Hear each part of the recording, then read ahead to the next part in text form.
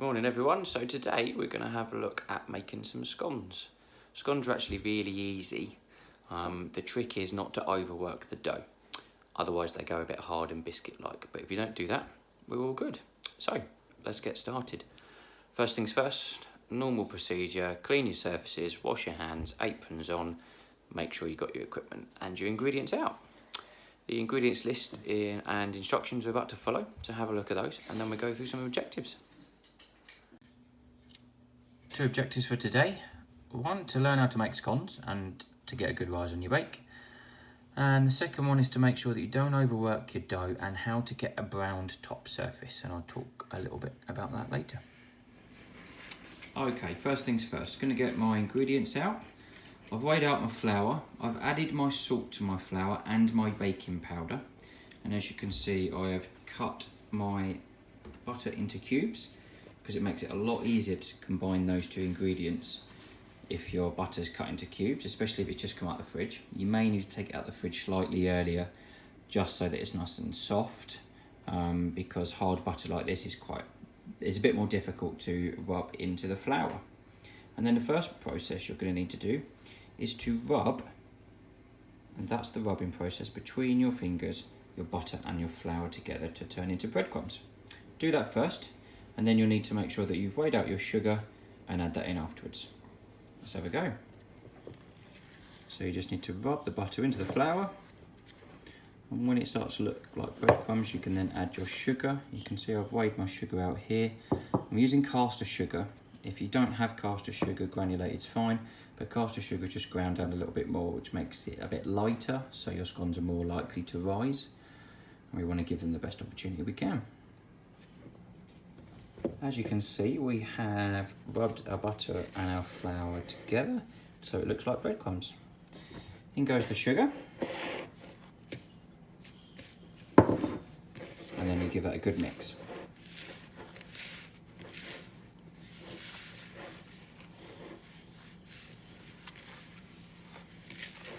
At this point, you can add maybe some currants, some raisins, if you want to make it a fruit scone.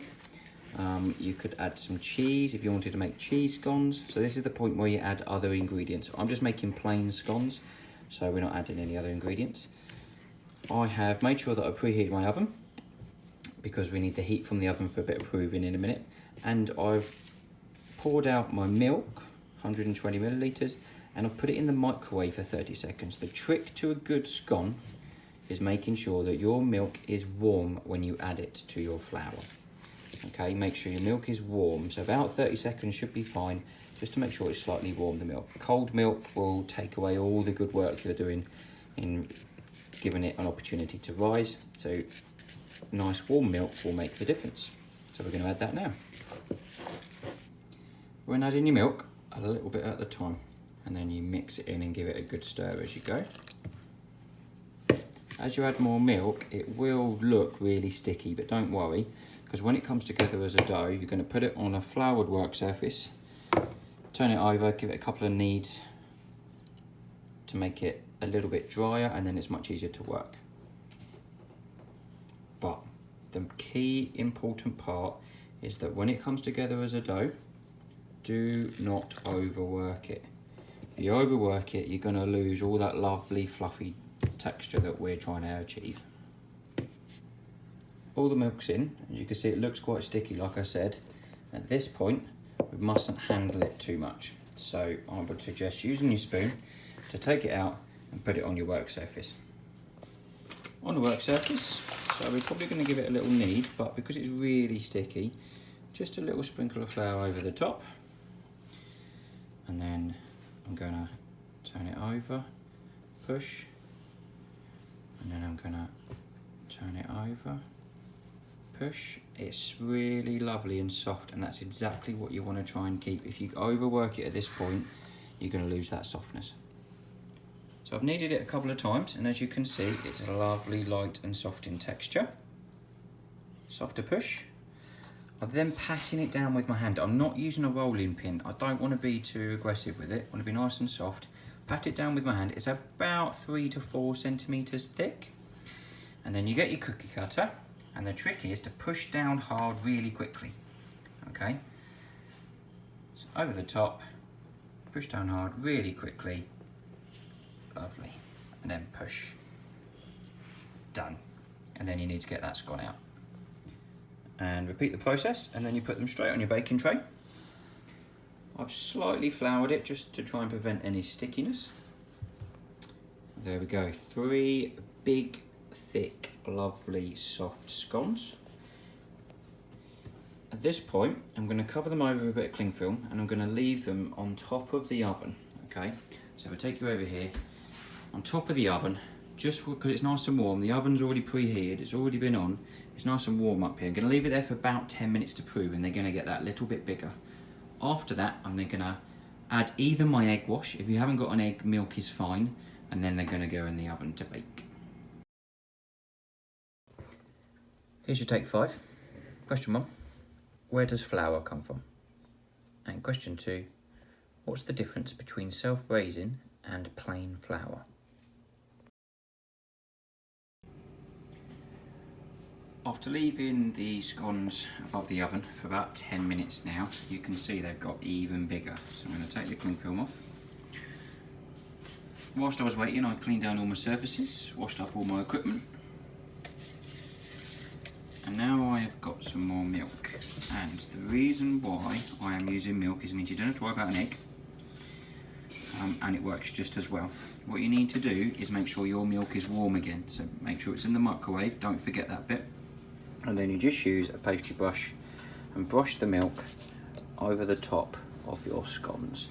And what that's going to do is give a nice brown finish to the top. If you forget this, it doesn't really make too much of a difference, but from an aesthetic point of view and the way your scone looks, it really does make a difference if the top is nice and brown. And then, as long as your oven is nicely hot and preheated, once you have brushed your milk on over the top of all of your scones, you bake. I would keep checking them and making sure that you have a good visual check so that they're not burning on the top edge especially. So scones are in, 12 to 15 minutes, probably closer to the 15 mark because of how thick my scones are. We shall see in a minute. Cooking nicely, as you can see. The outside is lovely and brown. The 12-minute timer's gone off, so what I'm going to do now is reduce the heat slightly because the inside of the scones aren't quite cooked. You can see it's still slightly a darker colour. So I'm just going to reduce the heat and probably another 2 to 3 minutes. There we go. Lovely cooked scones.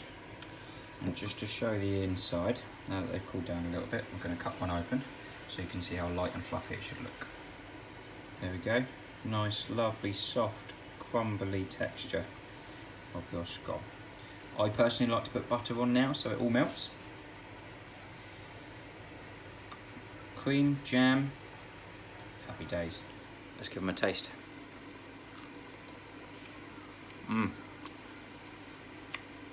Lovely. There it was, scone.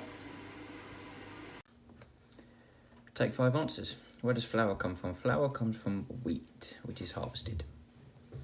And question 2, the only difference actually is that self-raising has got a raising agent already pre-put inside the bag and inside the flour, and plain flour doesn't. Sometimes self-raising has salt as well.